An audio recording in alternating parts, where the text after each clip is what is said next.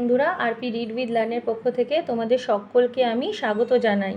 আজকে আমি class 3-র butterfly বইয়ের লেসন 3-এর পেজ 47-এর অ্যাক্টিভিটিসগুলো সলভ করে বোঝাবো এবং তোমাদের দেখাবো।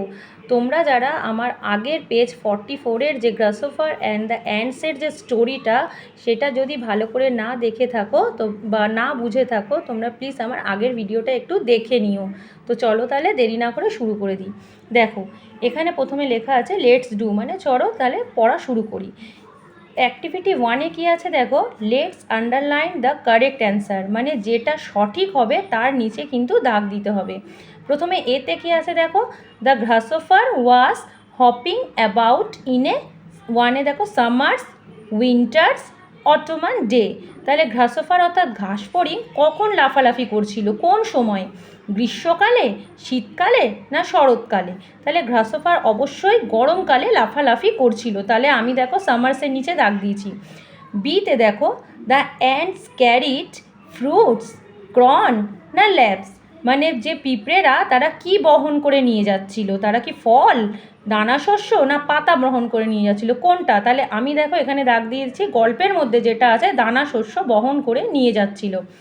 সিতে দেখো, ইন উইন্টার দ্য ওয়েদার টার্নেড, মানে শীতকালের আবহাওয়াটা কিসে পরিণত হয়েছিল? হট মানে গরমে, কোল্ড মানে ঠান্ডায়, না ওয়েট মানে ভিজা ভিজা ভাবে? তাহলে দেখো এখানে আমি কোল্ডে, মানে যখন শীতকাল পড়ে তাহলে আবহাওয়াটা ঠান্ডায় অর্থাৎ শীতলে পরিণত হয়েছিল, তাই আমি কোল্ডে কিন্তু দাগ দিলাম। ডিতে দেখো, স্নো ইজ হোয়াইট, গ্রিন না ব্রাউন, অর্থাৎ বরফের রং কী হয়, বরফ কী হয়, সাদা হয়, সবুজ হয় নাকি বাদামি হয়? অবশ্যই বরফ সাদা হয়, তাই আমি হোয়াইটে দাগ দিয়েছি। ইতে দেখো, the grasshopper spend the summer, মানে গ্রাসোফার গরমকালটা কিভাবে কাটিয়েছিল? প্লেয়িং মিউজিক, বিগনিং বেগিং না ওয়ার্কিং? তাহলে গ্রাসোফার অবশ্যই কিন্তু গান বাজনা করে সময় কাটিয়েছিল। বেগিং মানে ভিক্ষা করে সময় কাটায়নি, বা ওয়ার্কিং অর্থাৎ কাজ করেও কিন্তু সময় কাটায়নি, সে কিন্তু গান বাজনা করেই সময় কাটিয়েছে। এবার আমি চলে আসছি দেখো অ্যাক্টিভিটি 2-তে। অ্যাক্টিভিটি 2-তে কী লেখা আছে দেখো, let's match column A with column B, অর্থাৎ কলম এর সঙ্গে কলম বি এর কিন্তু ম্যাচিং করতে হবে, এবং যেটা অবশ্যই মেক মিনিংফুল ওয়ার্ডস, মানে সেটা একটা অর্থপূর্ণ শব্দ হতে হবে। তো এখানে দেখো নাম্বার এতে কী লেখা আছে, এদিকে এই দেখো এতে কী দেওয়া আছে আর বি এর মধ্যে কী দেওয়া আছে, দুদিকে বক্স করা আছে। এতে দেখো ঘ্রাস, উইন, ব্লেন, সার, মিউ। আর বিতে কী লেখা আছে দেখো, টিই আর tar, SIC sick, PRIAC price, HOPPER hopper, KET কেট। এবার আমি ম্যাচিংটা কিভাবে করব দেখো, এখন দেখো ঘ্রাসের সঙ্গে যদি আমি হপার কথাটা মেলাই তাহলে অবশ্যই সেটা কি হয়ে যাবে, গ্রাসোফার হবে। তাহলে ঘ্রাসের সঙ্গে হপার মেলাবে তাহলে হবে গ্রাসোফার অর্থাৎ ঘাসফড়িং। দেখো উইন, WIN, উইনের সঙ্গে যদি আমি TE আর টার মেলাই তাহলে কিন্তু হয়ে যাবে উইন্টার, মানে শীতকাল। এখানে দেখো BLAN, ব্লেন, KET কেট অর্থাৎ ব্ল্যাঙ্কেট মানে কম্বল, ঠিক আছে। এবার দেখো SUR, সারের সঙ্গে আমি যদি PRIAC প্রাইসটা মেলাই, ম্যাচিং করি, তাহলে কি হয়ে যাবে, সারপ্রাইজ, মানে বিস্ময়কর বা অবাক এই ধরনের, মানে হঠাৎ করে কোনো কিছু অবাক হয়ে যাওয়া সেটা। দেখো এখানে আছে মিউ, তারপর দেখো মিউয়ের সঙ্গে যদি আমি SICটাকে মেলাই তাহলে সেটা কি হয়ে যাবে, মিউজিক মানে অবশ্যই কিন্তু বাজনা, অর্থাৎ গান বাজনা যেটা হয় সেটা। এবার আমরা চলে আসছি পরের পেজ, অর্থাৎ পেজ নাম্বার দেখো পেজ 48। এখানে দেখো অ্যাক্টিভিটি 3-তে কী বলা আছে দেখো, let's fill in the blanks with the red কালারের describing words in the story, মানে গল্পের মধ্যে লাল কালি দিয়ে লেখা কতগুলি শব্দ ছিল যেগুলো বইয়ের ওই গল্প থেকে খুঁজে কিন্তু এই যে লেখা, মানে অর্থাৎ এই শূন্যস্থান পূরণ অর্থাৎ ফিল ইন দ্য ব্ল্যাঙ্কসে কিন্তু বসাতে হবে, বসিয়ে একটা লাইন তোমরা তৈরি করতে পারবে। দেখো এখানে কি আছে দেখো, গল্প থেকে আমি সেরকমই লাল কালির অনেকগুলো শব্দ কিন্তু আগের থেকেই বেছে নিয়ে ওপরে লিখেছি। দেখো হেভি মানে ভারী, বিজি মানে ব্যস্ত, থিক মানে যেটা মোটা ঘন এটা বোঝায়, কোল্ড মানে দেখো ঠান্ডা, আর লাভলি মানে খুব সুন্দর, লাভলি মানে সুন্দর। এবার দেখো এতে কি লেখা আছে দেখো, the bag is very dash, তাহলে দ্য ব্যাগ ইজ ভেরি কী হবে, the bag is very heavy, মানে ব্যাগটি খুবই ভারী। ব্যাগটি হয় খুব ভারী। বিতে দেখো কি আছে, the grasshopper was busy playing music, অর্থাৎ ঘাসফড়িংটি কিন্তু ব্যস্ত ছিল গান বাজনার মধ্যে, অর্থাৎ বাজনা মিউজিকের মধ্যে, গান বাজনার মধ্যে মিউজিকের মধ্যে ব্যস্ত ছিল। এবার দেখো সিতে কি আছে, in winter we use a dash blanket, তাহলে ইন উইন্টার মানে শীতকালে আমরা কি ব্যবহার করি, ঠিক মানে মোটা মোটা কম্বল, ব্ল্যাঙ্কেট মানে কম্বল ব্যবহার করি। ডিতে দেখো আইস ইজ কোল্ড মানে বরফ হয় ঠান্ডা, তো কোল্ড কথাটা এখানে ঠান্ডা মানে ঠান্ডা ঠান্ডা হিসাবে ব্যবহৃত হয়েছে।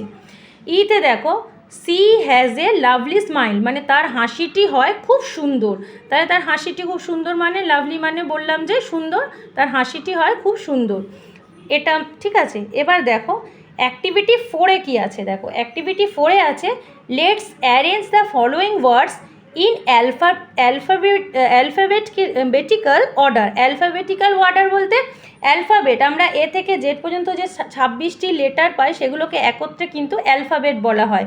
তো এখানে দেখো এ থেকে জেডের মধ্যে কোন কোন ওয়ার্ড দিয়ে মানে কোন কোন সেই ওয়ার্ডগুলো দিয়ে কী কী শব্দ রয়েছে, এখানে অনেকগুলোই শব্দ কিন্তু ওয়ার্ড মিলিয়ে এখানে দেওয়া হয়েছে। এবার এর থেকে খুঁজে খুঁজে অ্যালফাবেট অর্থাৎ এ দিয়ে যেই শব্দটা হবে, তারপর বি দিয়ে কোন শব্দটা হবে, তারপর সি দিয়ে কোন শব্দটা হবে, সেই হিসাবে কিন্তু সাজিয়ে তোমাদের পরপর বসাতে হবে। তো এখানে দেখো প্রথমে কি আছে, দেখো প্রথমে এ দিয়ে কি আছে, দেখো এ এ যেই প্রথম অ্যালফাবেট সেটা কিন্তু এ দিয়ে অ্যান্ড কথাটা আমরা নাম্বার 1-এ বসাবো, কারণ ওটা আমরা প্রথম পেয়েছি, এ দিয়ে অ্যান্ড বসালাম। এবার এরপর কি হবে, এরপর বি হয়, তাহলে বি দিয়ে আমরা খুঁজবো যে এখানে বি দিয়ে কোনো শব্দ আছে কি না। দেখো বি দিয়ে কিন্তু এখানে একটা ওয়ার্ড আছে BUSY বিজি, তাহলে বিটা আমরা অ্যান্টের পরেই কিন্তু বি দিয়ে যেটা হবে বিজিটা বসাবো। বি এর পরে হয় কি, বি এর পরে হয় সি, হ্যাঁ সি দিয়ে আমরা কি বসাবো, সি দিয়ে দেখো COLD কোল্ড, এই কোল্ড যে ওয়ার্ডটা সেটা বসাবো। নাম্বার 4-এ হবে সি এর পরে দেখো ডি দিয়ে ওয়ার্ড খুঁজবো, ডি দিয়ে এখানে কোনো ওয়ার্ড আছে নাকি দেখি, না ডি দিয়ে দেখো এখানে কোনো ওয়ার্ড নেই, তাহলে ডি এর পরে কি হবে, ই হবে, অ্যালফাবেটিক্যাল অনুযায়ী ডি এর পরে তো ই হয়, তাহলে ই দিয়ে কোনো ওয়ার্ড আছে নাকি আমরা এখানে দেখব, ই দিয়েও কিন্তু এখানে কোনো ওয়ার্ড নেই। এখানে দেখো আমরা এফ দিয়ে একটা ওয়ার্ড পাবো, যেটা FIELD ফিল্ডটা আমরা 4-এ নাম্বার 4-এ কিন্তু কোল্ডে সি দিয়ে যেটা হয় কোল্ডের পরে কিন্তু ফিল্ড কথাটা বসাবো। এফ এর পরে হয় জি দিয়ে কিছু আছে কিনা এখানে দেখে নিই, না জি দিয়ে কোনো ওয়ার্ড নেই। তারপর আমরা দেখবো এইচ দিয়ে কোনো ওয়ার্ড আছে নাকি, হ্যাঁ এইচ দিয়ে দেখো HILL হিল কথাটা কিন্তু আছে, তো হিল ওয়ার্ডটা আমরা নাম্বার 5-এ বসাবো। এইচের পরে কি হয় আই দিয়ে কিছু আছে নাকি আমরা দেখবো, এখানে আই দিয়ে কিছু নেই। জে দিয়ে কোনো বানান আছে অর্থাৎ জে দিয়ে কোনো ওয়ার্ড আছে নাকি দেখবো, জে দিয়েও কিছু নেই। কে দিয়ে দেখো, কে দিয়ে নেই, এল দিয়ে নেই, এল দিয়ে আছে না, এল দিয়েও নেই, তাহলে আমরা কি দিয়ে পাবো, এম দিয়ে দেখো মিউজিক কথাটা আমরা দেখতে পাচ্ছি, তাই মিউজিক ওয়ার্ডটা আমরা হিলের পরে কিন্তু লিখবো। এম এর পরে এন অ্যালফাবেটিক্যাল কথাতে আসে, এন এখানে আছে কিনা দেখো, এন কিন্তু এন দিয়ে এখানে কোনো ওয়ার্ড নেই, তাই এন হবে না। ও আছে, ও দিয়ে কোনো ওয়ার্ড আছে, ও দিয়েও নেই। পি দিয়ে আছে কিনা দেখো, পি দিয়েও নেই। কিউ আর কোনো অ্যালফাবেট দিয়ে এখানে কোনো ওয়ার্ড নেই, তাহলে এখানে আমরা লাস্টে পাবো দেখো এস দিয়ে, SUMMER সামার, এস দিয়ে সামার কথাটাও পাবো, আবার এস দিয়ে দেখো এখানে একটা স্নো SNOW স্নো ওয়ার্ডটাও পাবো, তাহলে আমরা 7-এ স্নো বসাবো, আর কি বসাবো, সামার কথাটা বসাবো, সামার ওয়ার্ডটা এখানে ইউজ করব। এবার দেখো এস এর পরে STUV দিয়ে এখানে কিন্তু কোনো ওয়ার্ড নেই, এখানে আমরা পাবো ডাব্লু দিয়ে উইন্টার পাচ্ছি, আর কি পাচ্ছি, ডাব্লু দিয়ে ওয়েদার পাচ্ছি, তাহলে ডাব্লু দিয়ে আমরা কি পেলাম, ওয়েদার পেলাম, লিখে দিলাম নাম্বার 9-এ, আর ডাব্লু দিয়ে পেলাম উইন্টার কথাটাও কিন্তু আমরা লিখে দিলাম। তাহলে আমরা এখানে অ্যালফাবেটিক্যাল ওয়ার্ডের যদি সাজাতে চাই কী কী পেলাম, অ্যান্ড পেলাম, বিজি পেলাম, কোল্ড পেলাম, ফিল্ড পেলাম, হিল পেলাম, মিউজিক পেলাম, স্নো পেলাম, সামার পেলাম, ওয়েদার পেলাম, উইন্টার পেলাম, ঠিক আছে। এবার আমরা চলে আসছি পেজ নাম্বার 49-এর অ্যাক্টিভিটি, দেখো আস্ক ইয়োর ফ্রেন্ড মানে লেটস টকে, পেজ নাম্বার 49-এর যে লেটস টক আছে মানে চলো কিছু বন্ধুদের, আস্ক ইয়োর ফ্রেন্ড মানে তোমার বন্ধুদের কোনো কিছু প্রশ্ন জিজ্ঞেস করবে, তাহলে চলো বন্ধুদের কীভাবে প্রশ্ন জিজ্ঞেস করা হয়েছে, কী কী প্রশ্ন জিজ্ঞেস করা হয়েছে দেখি। এখানে দেখো নাম্বার এতে আছে হুইচ ইনসেক্ট ক্যান বাইট মানে কোন পতঙ্গ কামড়াতে পারে, তাহলে কোন পতঙ্গটা কামড়ায় দেখো, অ্যান অ্যান্ট ক্যান বাইট, মানে পিঁপড়েরা কিন্তু মানুষকে মানে যে কোনো কিছু পিঁপড়েরা কামড়াতে পারে, তাহলে এখানে আমি অ্যান্ট ইউজ করেছি। এখানে তোমাদের বি মানে মৌমাছিও হতে পারে, ঠিক আছে। বিতে দেখো উইচ ইনসেক্ট ক্যান ফ্লাই, মানে কোন পতঙ্গ উড়তে পারে, তাহলে এ বাটারফ্লাই ক্যান ফ্লাই, অর্থাৎ প্রজাপতি উড়তে পারে। তো এখানে বাটারফ্লাই এছাড়া তুমি বি মানে মৌমাছিও লিখতে পারো, ফ্লাই মানে ফ্লাই মানে মাছি লিখতে পারো, মসকুইটো মানে মশা লিখতে পারো, এরা সকলেই কিন্তু এই সব ইনসেক্টগুলো কিন্তু উড়তে পারে। তো আমি এখানে বাটারফ্লাই লিখেছি, এ বাটারফ্লাই ক্যান ফ্লাই বলে লিখেছি। তো সিতে দেখো which insect lives in a group, মানে কোন পতঙ্গরা একসঙ্গে দলবদ্ধভাবে থাকে, তাহলে এখানে ants live in a group, মানে এখানে পিঁপড়েরা কিন্তু দলবদ্ধভাবে থাকে, তাই আমি এখানে লিখেছি ants live in a group. ডিতে দেখো which insect is green in colour, কোন পতঙ্গের গায়ের রং সবুজ, a grasshopper is green in colour, মানে গ্রাসোফারের গায়ের রং সবুজ। এখানে দেখো নাম্বার ইতে কি আছে, which insect moves in a row, মানে কোন পতঙ্গ রো মানে কি সারিবদ্ধভাবে থাকে, তাহলে ants move in a row, মানে পিঁপড়েরা সারিবদ্ধভাবে থাকে। তো এখানে পেজ 49-এ কিন্তু এতটা অবধি আমি তোমাদের সলভ করে বোঝালাম এবং দেখালাম। তো তোমরা কতটা বুঝলে বা কতটা তোমাদের ভালো লাগলো, তোমাদের যদি কোনো প্রশ্ন থাকে প্লিজ আমাকে কমেন্ট করে জানিও। আমার আজকের ভিডিওটা যদি তোমাদের ভালো লেগে থাকে তাহলে প্লিজ আমার সঙ্গে থেকো, আমার চ্যানেলটাকে একটু সাবস্ক্রাইব করে দিও। তাহলে আজকের মতো আমি এখানেই শেষ করলাম, আবার দেখা হবে আমার পরের ভিডিওতে। টাটা।